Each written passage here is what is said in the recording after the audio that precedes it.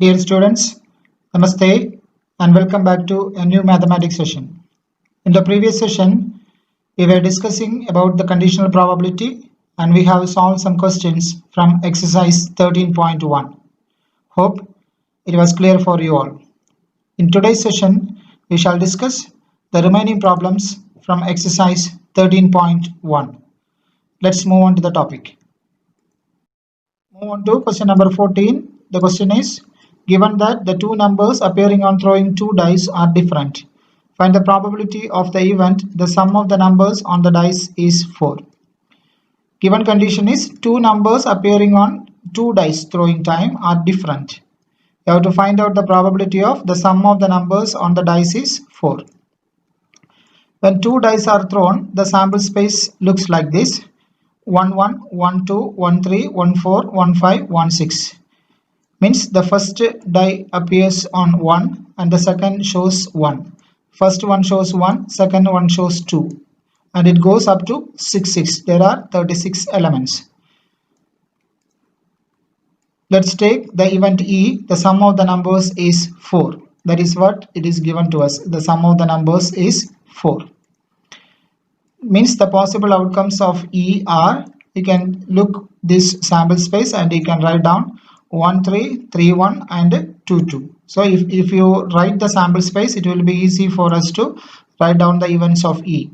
If you are not writing the sample space and only the number of elements in the sample space if you write, you should have the common sense to write these elements. So whichever way is convenient for you, you can just choose. Either you can write the sample space and from the sample space you can write the elements of E, or else you can write simply the number of elements of sample space, because we want the number of elements for finding the probability. And you should have to use your sense to find out the elements of E. Means the sum of the elements, if you get 4, those are favorable outcomes. Means 1 3, 3 1 and 2 2. F means numbers are different. That is what the given condition. Two numbers appearing on throwing two dice are different. That is our condition. So we have taken as F. So F, the possible outcomes of F are, from here the same elements 1 1, 2 2, 3 3, 4 4, 5 5 and 6 6 can be removed. So those elements I have removed and the balance, it shows the elements of F.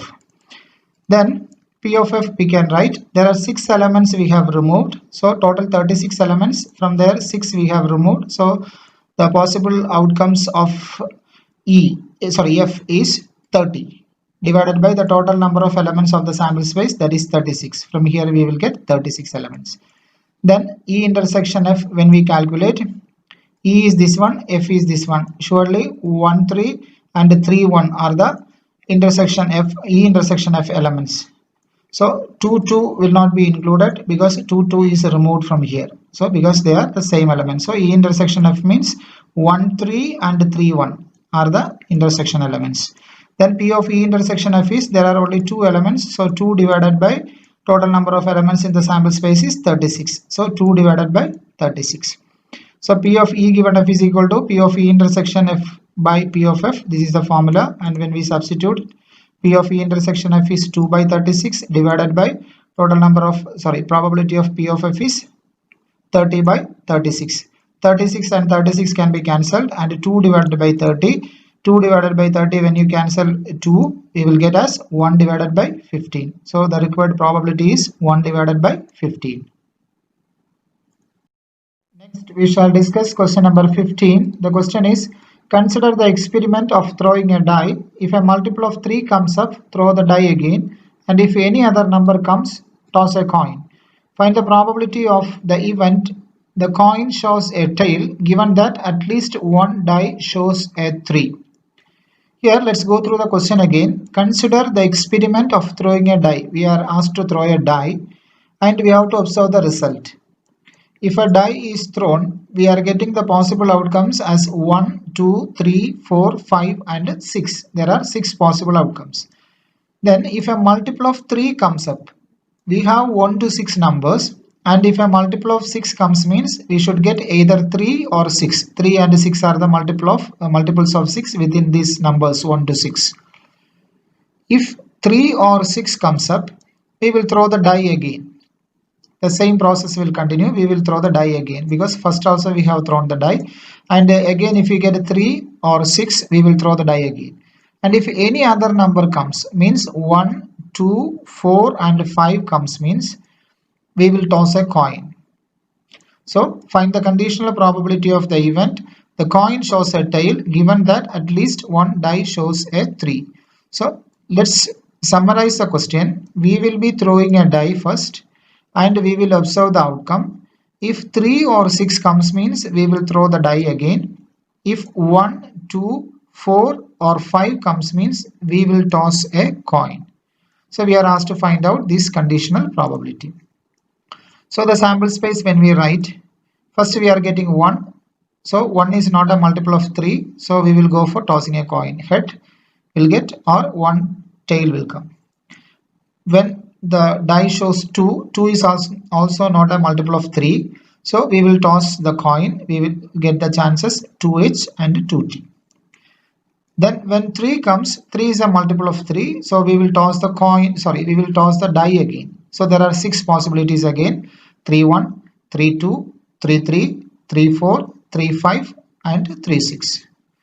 Then if the die shows 4, 4 is not a multiple of 3. Again we will toss the coin. So head and tail are the possibilities 4h and 4t. Then if the die shows 5, 5 is not a multiple of 6. Then again we will toss the coin. 2 possible outcomes, that is h and t. 5h and 5t are the outcomes.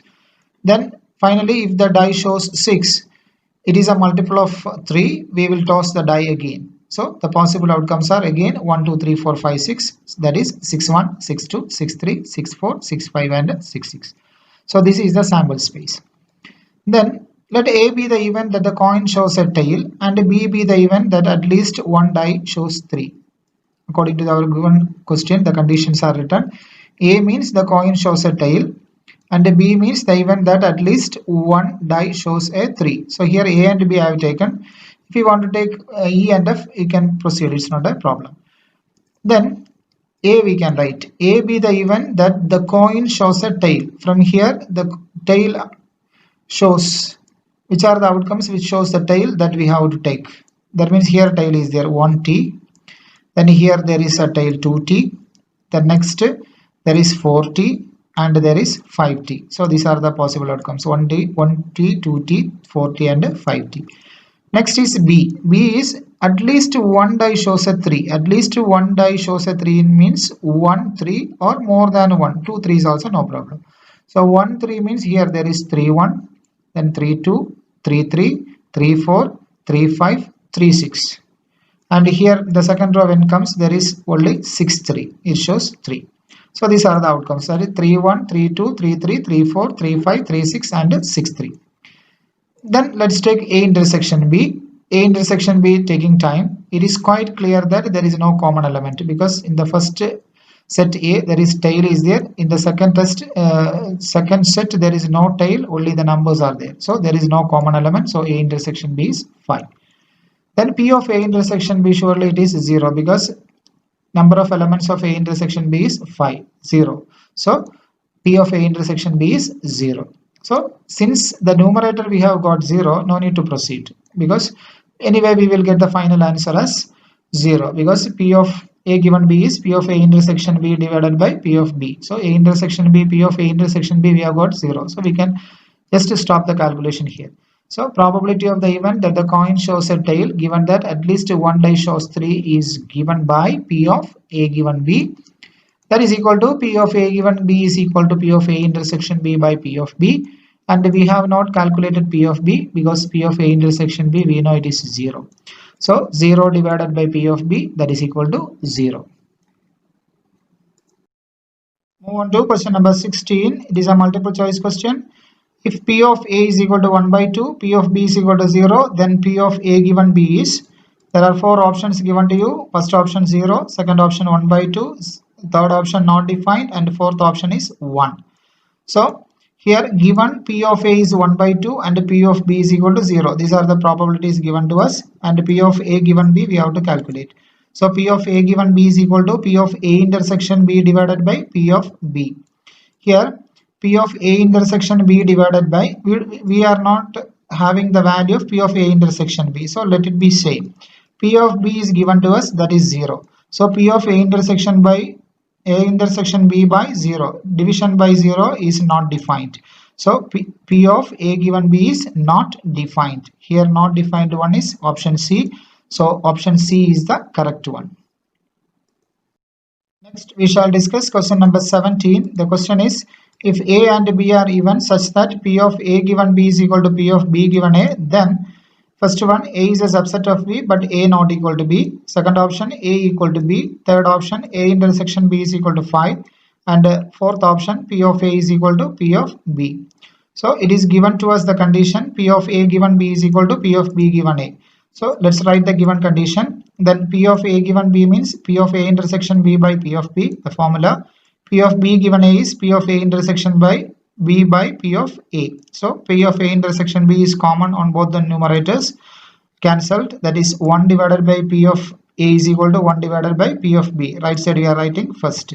When you take the reciprocals, we will get P of A is equal to P of B. So the option D is correct.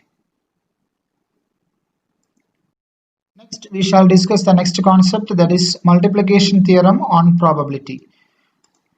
We have already learned that the conditional probability of event E given F has occurred is denoted by P of E given F and is given by the formula P of E given F is equal to P of E intersection F divided by P of F. This is the formula what we have learned so far.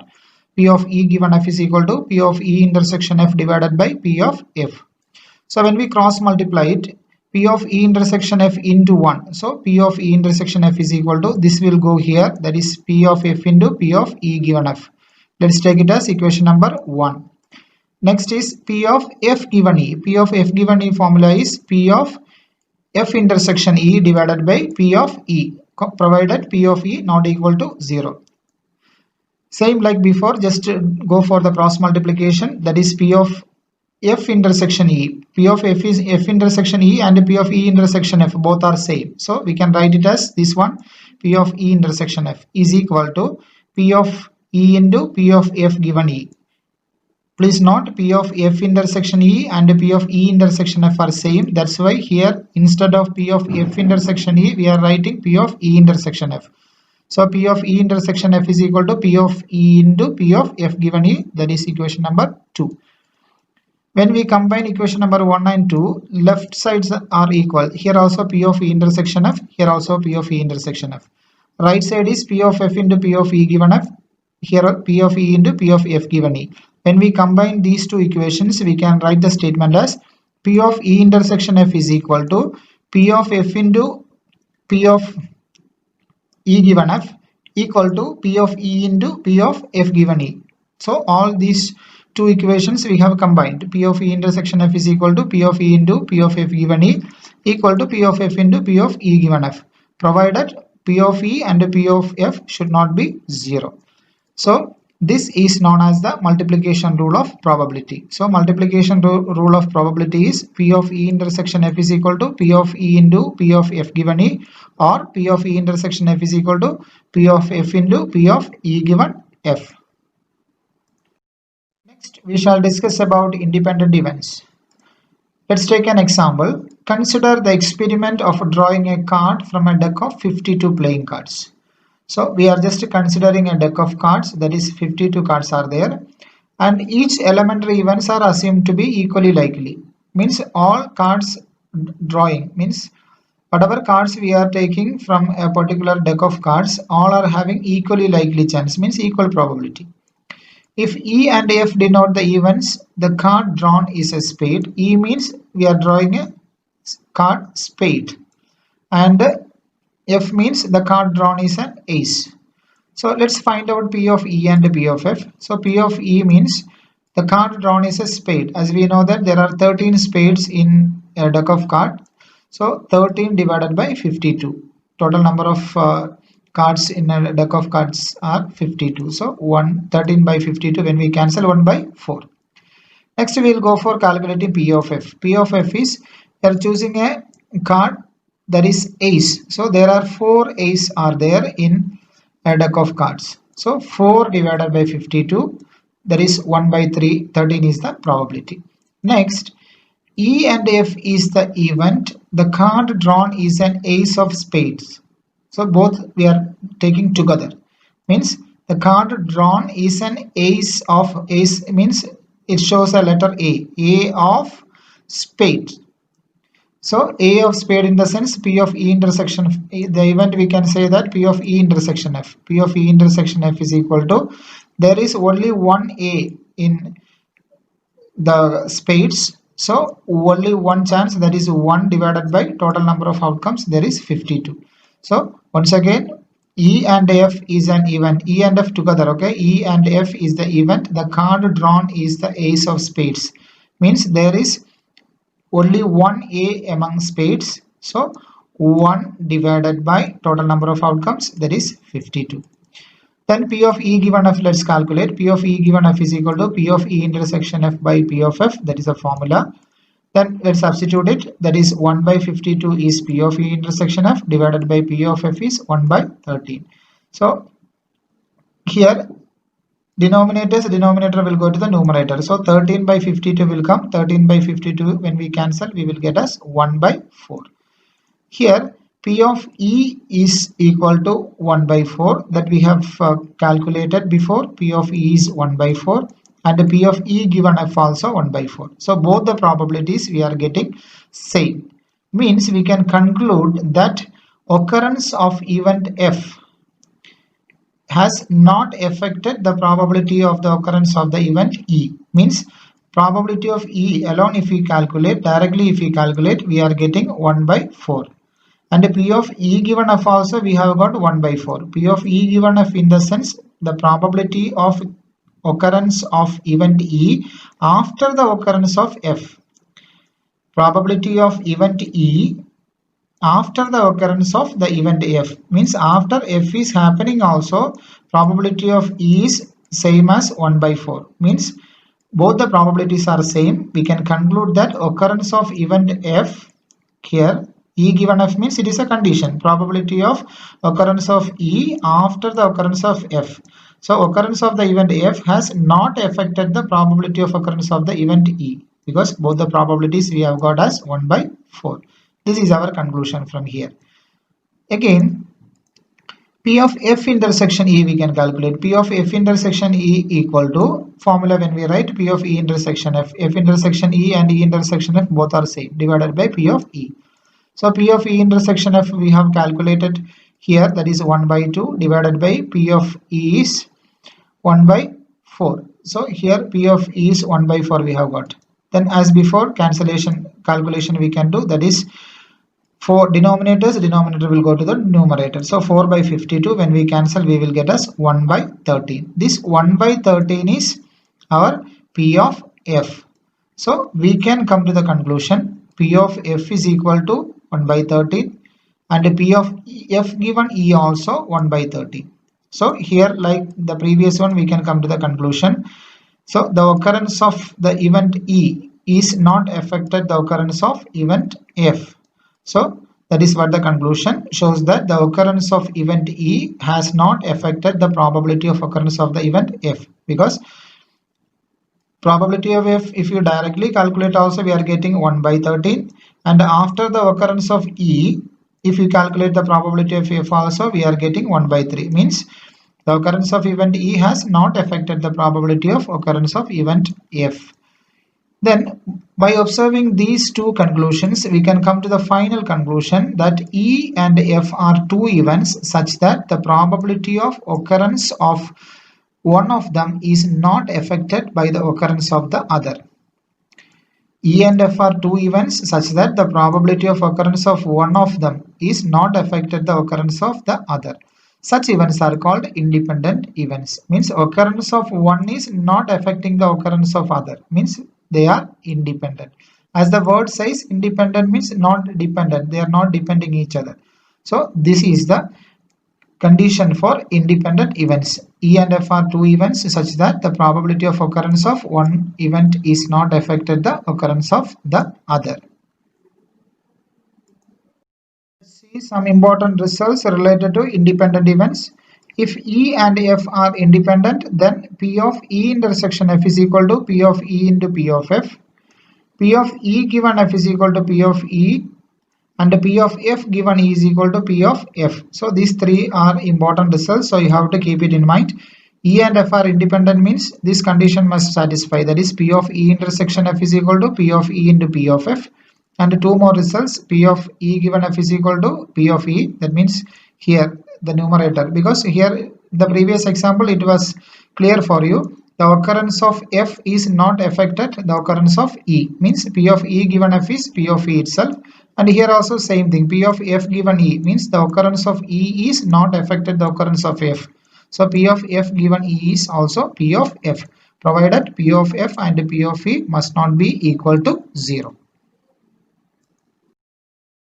Move on to the exercise questions. First question from exercise 13.2.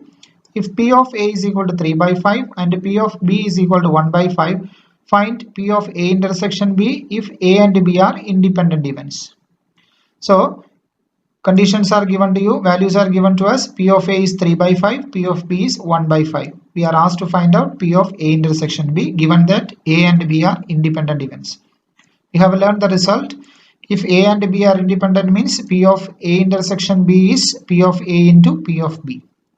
So P of A is given to us, P of B is also there. So let's substitute it. That is P of A is 3 by 5 and P of B is 1 by 5. So 3 by 5 into 1 by 5, that is equal to 3 by 25. That is the answer. So here you must note the result. If A and B are independent events, P of A intersection B is P of A into P of B. Just direct substitution, you will get the answer. Question number 2. Two cards are drawn at random and without replacement from a pack of 52 playing cards. Find the probability that both the cards are black. Two cards are drawn at random and without replacement from a pack of 52 playing cards. Without replacement in the sense, once you have taken the card, it is not replaced. Means out of 52, if you have taken one card, the next time the total number of cards will reduce to 51. Because one you have taken and you have not replaced. That is the meaning of the word without replacement. Find the probability that both the cards are black. Since there are 26 black cards in a deck of 52 cards, there are 26 black and 26 red cards are there in a deck of cards. So it is mentioning about the black cards. So we have to think of the number of black cards. That is 26 black cards in a deck of 52 cards. The probability of both cards drawn are black is equal to probability of first card drawn is black into probability of the second card is black if first is black. Here P of A into P of B, that is the formula we have to use, means both are independent. That through an example we have already discussed this matter. So probability of both the cards drawn are black is probability of first card drawn is black into probability of second card is black provided the first is black. So first card black means we have 26 black cards. Out of 26, total number of cards 52. So 26 divided by 52, that is the first probability, into probability of second card is black if first is black. First black card you have already taken and kept it aside and you did not replace it. So 26 number will reduce to 25 because one black card you have already taken, and the total number of cards also 1 will reduce because out of 52 one black card you have taken. So only 51 balance. So next probability will be 25 divided by 51. One card is reduced. That is what it is says without replacement. So this is the probability. Go for a little bit of calculation. So we will get the answer as 26 and 52. When you cancel, you will get as 1 by 2. So 1 by 2 into 25 by 51. No cancellation is done here. Then the final answer will come as 1 into 25 is 25 divided by 2 into 51 is 102. So 25 by 102 is the required probability.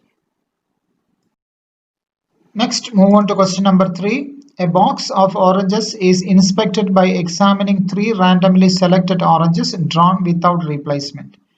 If all the 3 oranges are good, the box is approved for sale, otherwise it is rejected. Find the probability that a box containing 15 oranges, out of which 12 are good and 3 are bad ones, will be approved for sale. So this is a practical question. A box of oranges is inspected by examining 3 randomly selected oranges. In a box there are oranges, and from there 3 oranges randomly they are choosing without replacement. It means once an orange is taken and it will not be replaced. If all the 3 oranges were good, then only the box is approved for sale. So from a box of oranges, they are choosing 3 oranges at random and without replacement, means whatever they are taking, they are not keeping it back. And if all the 3 oranges are good, then only they will approve that particular box for sale. Otherwise, it will be rejected. Find the probability that a box containing 15 oranges, out of which 12 are good and 3 are bad ones, will be approved for sale. You can see here, if 3 oranges continuously, if they feels good, then only that box will be approved for sale. But here in the box, total 15 oranges are there, out of which 12 are good and 3 bad one also there inside. So we have to find out the probability that a box containing 15 oranges, this box will be approved for sale. That is what the question. We have to find out the probability. So let's write down the number of things which is given to us. Number of oranges in the box, total 15 oranges are there, and a number of good oranges 12 are there, and a number of bad oranges 3. And if any one of these 3 comes out, then the box will be rejected. And if these 3 is not coming, out of these 12, if any 3 comes, then they will be approved for sale. So here, let A, B and C be the respective events that the first, second and the third drawn orange is good. So here 3 events, A, B and C, because they are taking 3 oranges randomly. So A, B and C are the events. Probability that the first drawn orange is good is P of A, because whatever oranges they are taking, it must be good, then only it will be approved for sale. So probability that the first drawn orange is good is, we have 12 good oranges, okay, then these 3 is bad ones. So out of this 12 only 1 should come. So 12 divided by 15. This is the probability. Then probability of getting second orange good one is P of B, that is equal to first good orange you have already taken. Out of 12, 1 you have already taken. That means you will be having 11 balance, 11 good oranges. Out of 11 out of 14, because total number of oranges 15, from there you have taken 1 good one, so total also reduced to 1, good one also reduced 1, so 11 divided by 14. Next is probability of getting third orange good, that is P of C, is equal to, already you have taken 2 oranges, first good one you have taken and second one also good one you have taken, and 2 numbers reduced, means out of 12 now we are having 10 good ones. So 10 divided by, out of 15 total number of oranges we have taken 2 and not replaced, so we are having 13 balance. So 10 divided by 13. Here independent events, since the box is approved for sale, if all 3 oranges are good, that means probability of getting all the oranges good is equal to 12 by 15 into 11 by 14 into 10 by 13. This is the probability. So when you multiply it, when you do the calculation, you will get as 44 divided by 91. So the probability that the box is approved for sale is 44 divided by 91. This calculation you must do it in a rough sheet of paper. Please do not copy the answer. So 44 divided by 91 is the required probability. Dear students, today we have discussed the multiplication theorem of probability and the concept of independent events. Hope it was clear for you all. I request all the students to go through the exercise questions and solve these problems independently. And while solving, if you have any doubt, please note it and keep. We will discuss it during the discussion session. Thank you for watching.